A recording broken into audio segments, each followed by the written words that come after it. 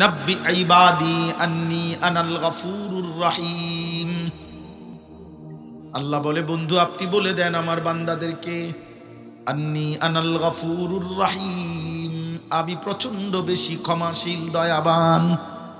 পরে শুধু আসতে বলেন, আমার বান্দাকে আমার দিকে ফিরতে বলেন। বান্দা যদি আসে এক বিগত, আমি আল্লাহর রহমত মাগফিরাত নিয়ে আসবো এক হাত। সে যদি আসে এক হাত, আমি আসবো দুই হাত। আমার বান্দা আসবে গুনাহ নিয়ে, আমার কাছে মাফ চাইতে আসবে হাঁটতে হাঁটতে। আমি রব্বুল আলামিন রহমত মাগফিরাত নিয়ে আসবো দৌড়তে দৌড়তে। ইন আতাইতানি লাইলান আতাইতুকা লাইলা, হাদিসে কুদসিতে আছে, আল্লাহ বলে, বান্দা গুনাহ নিয়ে যদি রাত গভীরে তুমি আসো, আমি আল্লাহ ওয়াদা দিলাম মাগফিরাত নিয়ে আমি রাত গভীরেই আসবো। তুমি আসবে যখন আমি আসব তখন, তুমি বলবে যখন আমি বলবো তখন। বান্দা জমিন থেকে একবার যখন বলে আল্লাহ, আরশ আজিমের মালিক সাথে সাথে বলে লাব্বাইক ইয়া আবদি। বল না বান্দা আমি আছি তো, বল বল না বান্দা কি হইছে, বল কি চাইবো বান্দা বলো, কি লাগবে বান্দা বলো। সব প্রয়োজন আমি পূরণ করব, সব চাওয়া আমি পূরণ করব, বলো না বান্দা। এজন্য দোস্ত, এটা মূলনীতি, আল্লাহ বান্দাকে মাফ করতে চায়। একটা একটা মুসলমান, একজন একজন ছেলে, আমি প্রত্যেককে বললাম, আমাদের সামনে মাহে রমজান, মাহে রমজান। আমরা যদি এটা বুঝি, আমরা যদি এটা ভাবি যে আমাদের আখিরাত দরকার, আমাদের আল্লাহর গোলামি দরকার, আমাদের নবী সাল্লাল্লাহু আলাইহি সাল্লামের অনুসরণ দরকার, আমাদের জীবনটা নতুন করে সাজানো দরকার, তাইলে আমাদের সামনে এই সুযোগ রমজান। রমজানকে টার্গেট করে পরিবর্তন, নিজেকে বদলাবার জন্য আমরা স্বপ্ন দেখি, বলেন ইনশাআল্লাহ। এই কথাটা বলার জন্যই এই আয়াতটা পড়ছি, ইয়া আইয়ুহাল্লাযীনা আমানু কুতিবা আলাইকুমুস সিয়াম। রমজানের উপরে আপনারা আলহামদুলিল্লাহ আরো বয়ান শুনবেন, আপনাদের নিজ নিজ মসজিদের ইমাম সাহেবরা, খতিবরা বলবে। আমি লম্বা বিস্তারিত বলেন, আমি শুধু এই কথাটা বলা যে আমাদের সামনে একটা সুযোগ, সামনে একটা সুযোগ আমাদের মাহে রমজান।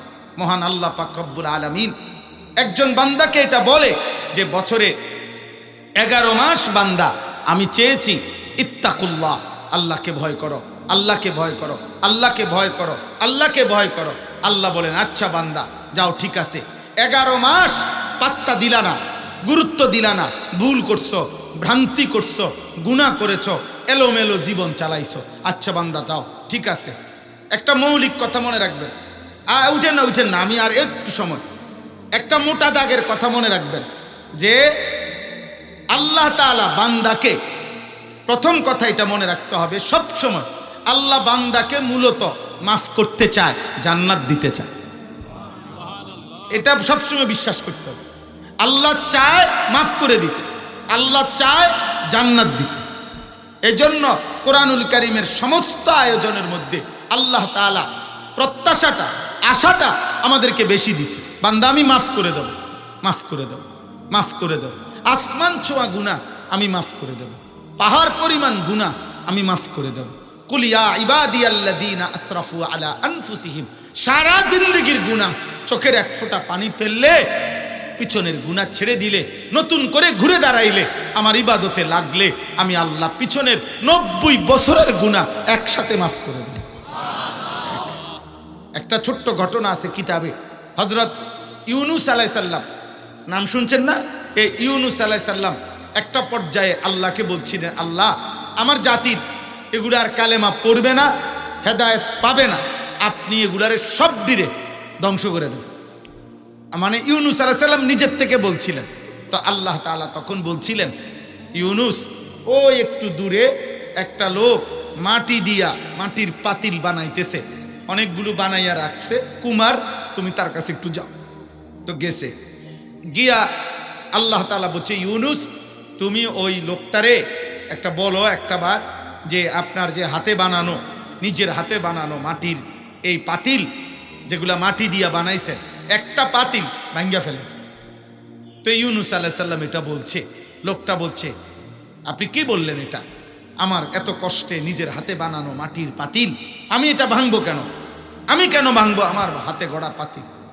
ইউনূস আলাইহিস সালাম আল্লাহকে বলছে, আল্লাহ ও তো বলতেছে তার নিজের হাতে গড়া পাতিল সে ভাঙবে না। মহান আল্লাহ পাক বললেন, ইউনূস, তাইলে এক কুমার যদি তার হাতে গড়া মাটির পাতিল ভাঙতে না চায়, 9 মাস মায়ের জরায়ুর মধ্যে আমি আল্লাহ আমার যে বান্দাকে নিজ হাতে বানাইছিলাম, আমি যাকে মাটি থেকে, বীর্যের ফোঁটা থেকে, জমাট রক্তে, গোশতের টুকরা, হাড্ডির খাঁচা, এই দেহের চোখ, নাক, কান, অঙ্গ প্রত্যঙ্গ দিয়ে যাকে আমি নিজ হাতে সাজাইছি, আমার সেই বান্দা আমি নিজের হাতে কেমনে ধ্বংস করে দেব? ও যদি মাটির একটা পাতিল ভাঙতে না চায়, আমার বান্দা আমি ধ্বংস করব কেন? ওরে আমি বানাইছি না, ওরে আমি জাহান্নাম দেব কেন?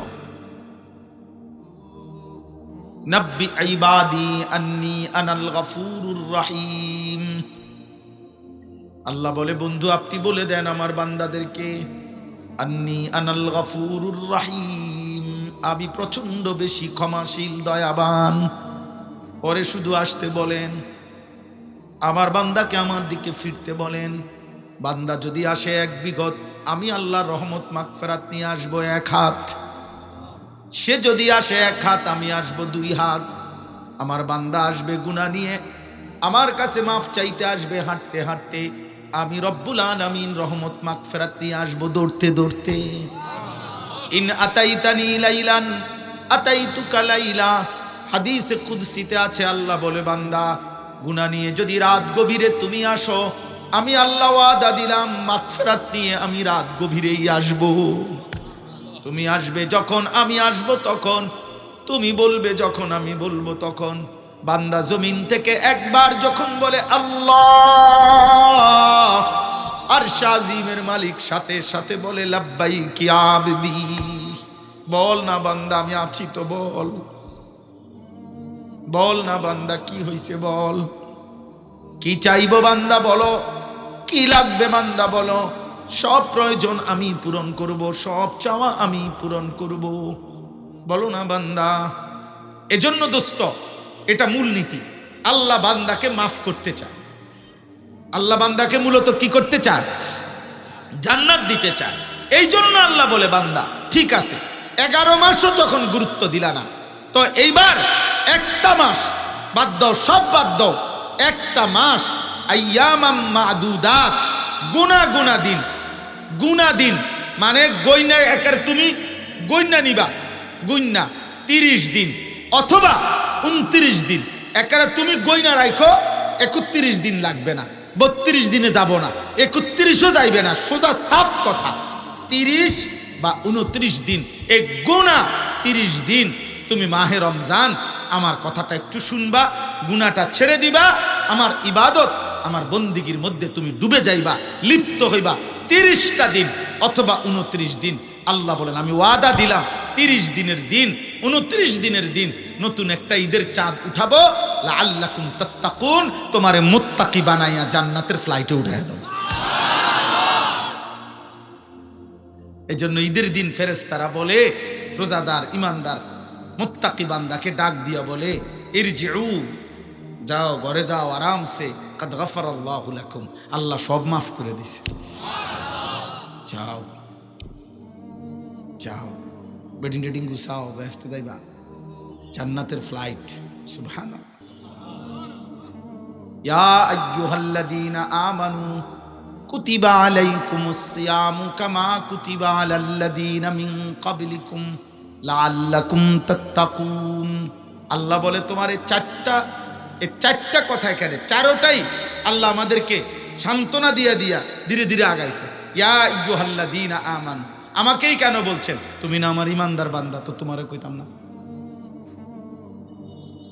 তুমি না বলছো কালেমা বিশ্বাস করো, তো তুমি রোজা রাখবা না কেন?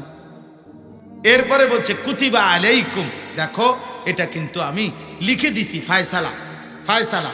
তো হাদিসের মধ্যে আছে জাফাল কালামু বিমা আনতা লাকিন, যেটা আল্লাহ লিখে ফেলছে, তাকদীরের সিদ্ধান্ত দিয়ে লাইছে, লৌহে মাহফুজে লিখে ফেলছে, এটা কোনো বান্দা ডিঙ্গাইতে পারবে না, এটাকে নড়াইতে পারবে না, এটাকে সরাইতে পারবে না, আল্লাহর ফায়সালার ব্যতিক্রম করতে পারবে না। তো আল্লাহ বলেন কুতিবা আলাইকুমুস সিয়াম, রোজার সিদ্ধান্ত এখানে লেখা লাইছি, সিদ্ধান্ত করে দিছি, অতএব এখন আর কোনো পরামর্শ চাচ্ছি না, এখন কোনো মতামত চাচ্ছি না, এখন চাচ্ছি তুমি নিশ্চিন্তে এটা মেনে নাও, যেহেতু আল্লাহ ফয়সালা করেই ফেলছে, অতএব আমি করব, অতএব আমি পালন করব। এরপরে আল্লাহ বলছে, বান্দা যদি বলে আল্লাহ কষ্ট হবে না তো, আল্লাহ বলে না, কামা কুতিবা আলাল্লাযীনা মিন ক্বাবলিকুম, ইতিপূর্বে প্রত্যেক যুগের ঈমানদাররা রোজা রেখেছে, তারা রাখতে পারছে, তুমিও পারবে। সর্বশেষ আল্লাহ বলেন, তাইলে আমি বান্দা যদি বলে আমি কি পাবো বিনিময়ে, আল্লাহ বলেন লাআল্লাকুম তাত্তাকুন, এক মাসেই 11 মাসে যেই তাকওয়া দিতাম 1 মাসেই দেবো। এটা কোম্পানির বিশেষ অফার, এটা 1 মাসেই মুত্তাকি, 1 মাসেই জান্নাতি, 1 মাসেই জান্নাতি। সুবহানাল্লাহ। অতএব আপনাদের কাছে অনুরোধ, আমরা এই দোয়ার পূর্ব মুহূর্তে এই 5-7 মিনিট পূর্বে আবারও আপনাদের সমস্ত ছেলেদের কাছে, বাবাদের কাছে, ভাইদের কাছে, পর্দার আড়ালের মা বোনের কাছে, দোস্ত আমার, মা আমার, বোন আমার, ভাই আমার, বন্ধু আমার, কিশোর আমার, নওজোয়ান আমার, সবার কাছে অনুরোধ, চলেন রমজানকে সামনে রেখে নিজেকে পরিবর্তনের স্বপ্ন দেখি। বলেন ইনশাআল্লাহ। নিজেকে বদলাইবার জন্য আমরা চেষ্টা করি ইনশাআল্লাহ। কিশোর যুবক ভাই, তোমরা যারা 30 বছরের নিচে বয়স, হাত উঠাও তো। হায় সুবহানাল্লাহ, সবই তো মাশাআল্লাহ, মাশাআল্লাহ। তাইলে হাত নামাও। তোমাদের কাছে আব্বা, আমার আবদার, তোমরা ফজরের নামাজ জামাতের সাথে পড়ো।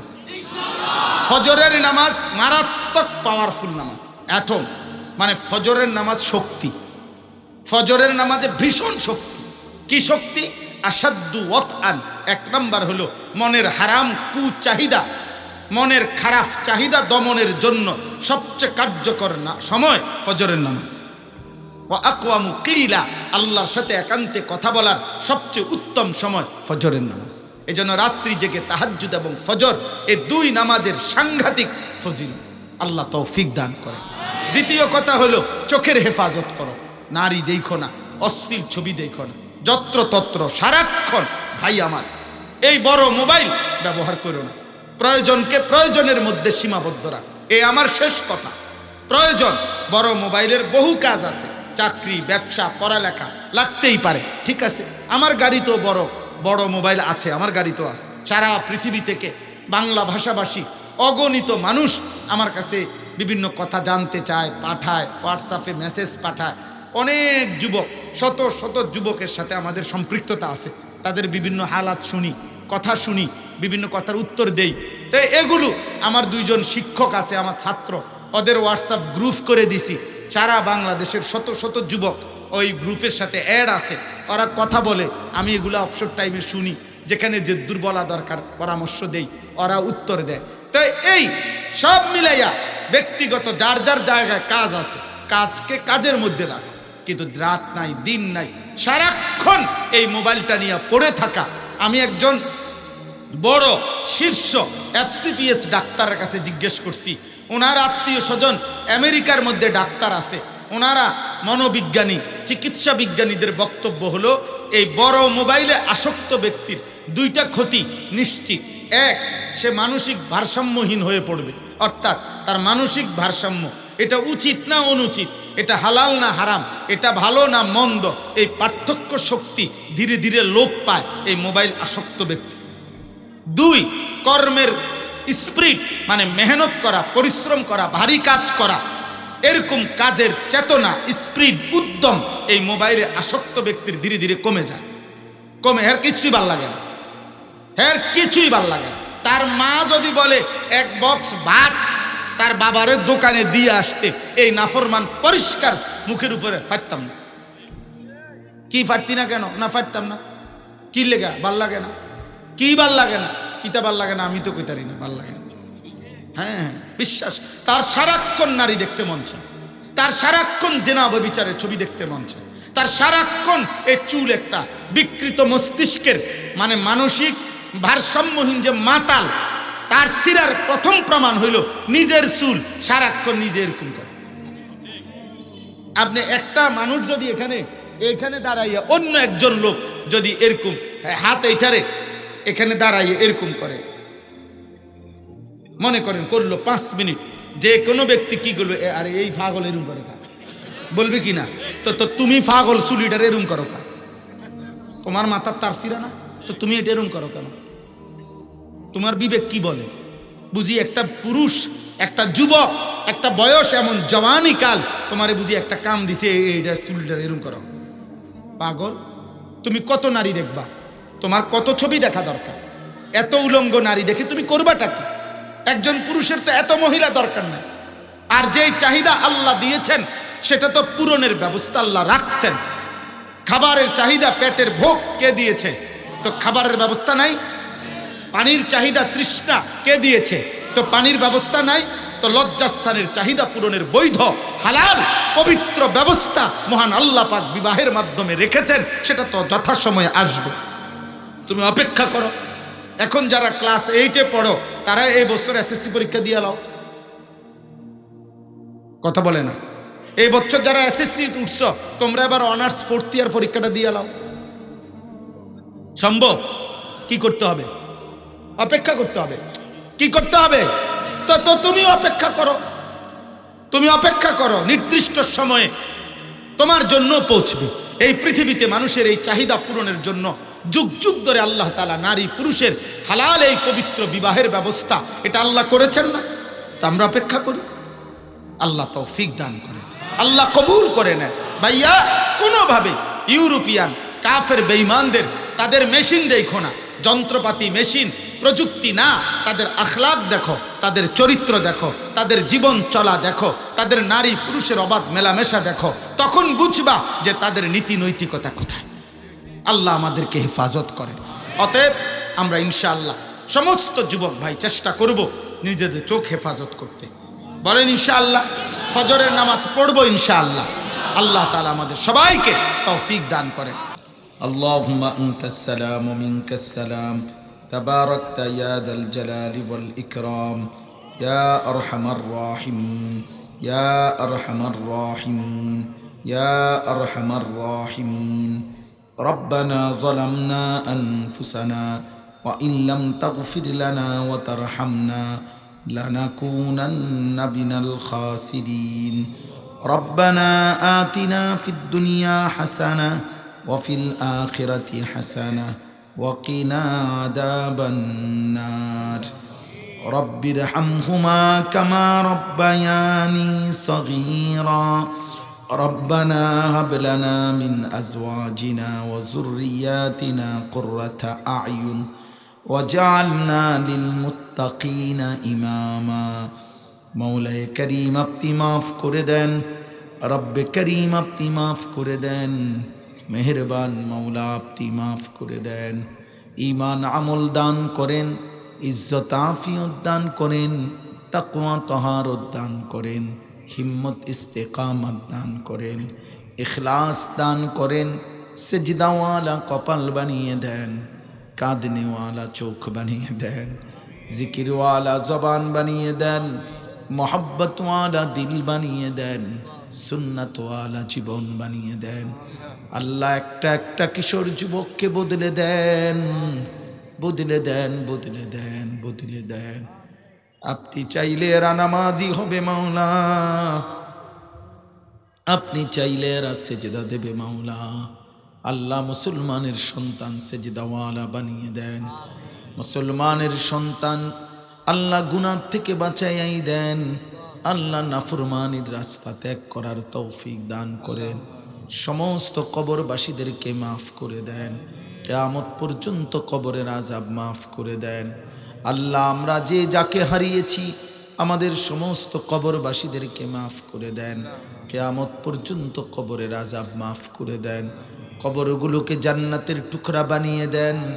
আল্লাহ আপনার নূরে রহমত দ্বারা ভরপুর করে দেন। অসুস্থ বিমারি যারা শিফা করে দেন। কামাই রুজিতে হালাল বরকত দান করেন, হারাম থেকে বাঁচান। আল্লাহ আমরা যারা বেঁচে আছি আপনার গোলামি, আপনার বন্দিগি করার তৌফিক দান করেন। মাহে রমজান পর্যন্ত হায়াত দান করেন, রমজান পর্যন্ত পৌঁছিয়েই দেন। আল্লাহুম্মা বারিক লানা ফি রজব ওয়া শাবান ওয়া বাল্লিগনা রমাদান, ওয়া বাল্লিগনা রমাদান। আল্লাহ আল্লাহ আপনি রমজান পর্যন্ত হায়াত ভিক্ষা দেন, রমজানের তাকওয়া, রহমত, মাগফিরাত আমাদেরকে দান করেন। আল্লাহ রমজানকে টার্গেট করে, কেন্দ্র করে আল্লাহ কিশোর যুবকের জীবন বদলে দেন। আল্লাহ মাহমুদিয়া মাদ্রাসাটি কবুল করে নেন। আল্লাহ মাহমুদিয়া মাদ্রাসাটি কবুল করে নেন। আল্লাহ প্রিয় বন্ধু অনেক ফিকির করে, কষ্ট মেহনত করে আল্লাহ মাদ্রাসা সাজিয়েছে। আল্লাহ আল্লাহ অভাবে ফেলিয়েন না, ঋণগ্রস্ত রাইখেন না। আপনার খাজানায় কোনো অভাব নাই মাওলা। আপনি চাইলে সব হবে, আপনি না চাইলে কিছুই হবে না রে মাওলা। আপনার রহমের এক ফোঁটা পেলে সব অভাব পূরণ হয়ে যাবে।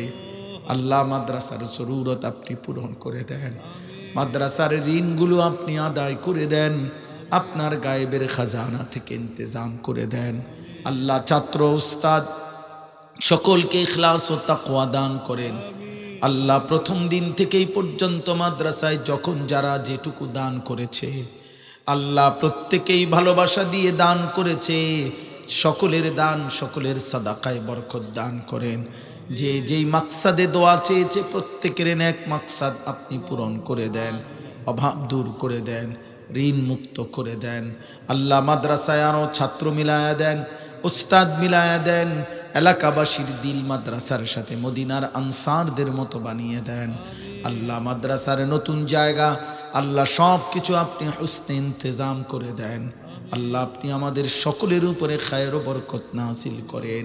যার যত নেক তামান্না আছে পূরণ করে দেন, অভাব দূর করে দেন।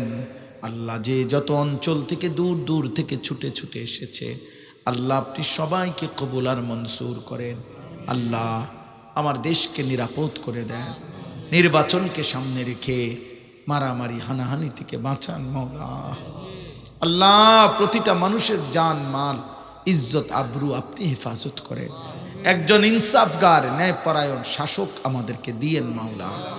কোনো জালেমের হাতে তুলে দিয়েন না রে মাওলা, কোনো জালেমের হাতে তুলে দিয়েন না। আল্লাহ জুলুমের শিকার হতে চাই না মাওলা। ইজ্জত নিয়ে কোরআন বুকে সেজদা দিয়ে বাঁচতে চাই মাওলা। আল্লাহ যে ছেলেগুলো আজকে হাফেজে কোরআন হিসাবে পাগড়ি নিল, আল্লাহ এদেরকে জগৎ বাছা হাফেজ, আলেম, মুত্তাকি, আরিফ, রব্বানি বানিয়ে দেন। আল্লাহ ছোট্ট মাসুম ছেলেটাকে আল্লাহ আপনি হাফেজ রব্বানি হিসাবে কবুল করেন। বাকি ছেলেগুলোকেও আপনি কবুল করেন। এদের খানদানকে মাফ করে দেন। মাদ্রাসার বাকি ছাত্রগুলোকেও আপনি আলেমে বা আমল বানিয়ে দেন। রব্বির হামহুমা কামা রব্বায়ানি সগীরা।